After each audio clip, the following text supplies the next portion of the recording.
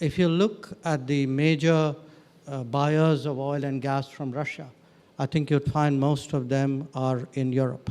And necessarily, dependency on energy or dependency on technology takes time to address. The month of March, Europe has bought, I think, 15% more oil and gas from Russia. India is a sovereign nation. I'm not going to tell India what to do. We've seen for some time what looks almost like a campaign on this issue.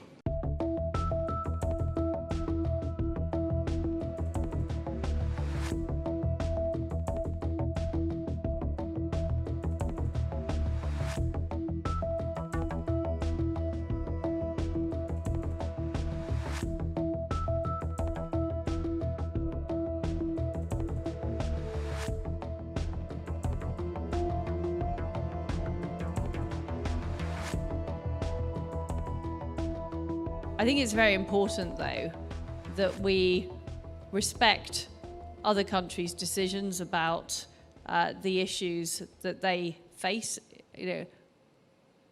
India is a sovereign nation. I'm not going to tell India what to do. What I've said is, as a member of the UK government that has signed up to the Budapest Memorandum, I feel a strong responsibility on behalf of the United Kingdom to take all the action we can to support the people of Ukraine. But that is not the same as going around telling other countries what to do. We've seen for some time what looks almost like a campaign on this issue. Now, I was just reading a report today that in the month of March, Europe has bought, I think, 15% more oil and gas from Russia than it did the month before.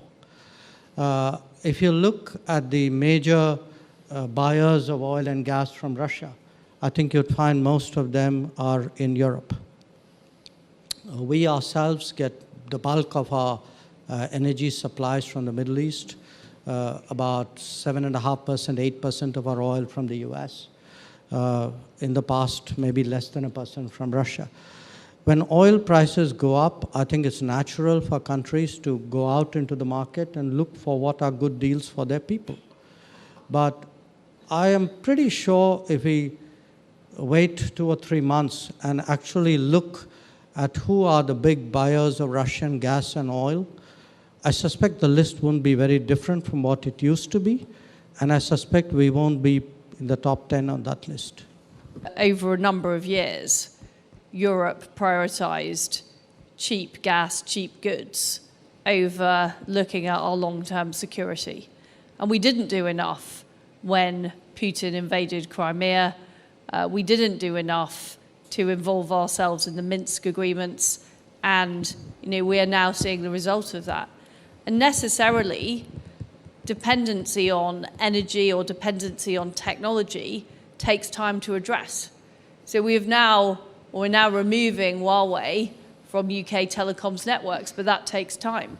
We're reducing and eliminating our dependence on Russian oil and gas, and that takes time. Now, I think the biggest danger at the moment is that we let our foot off the gas on sanctions, and we can't do that.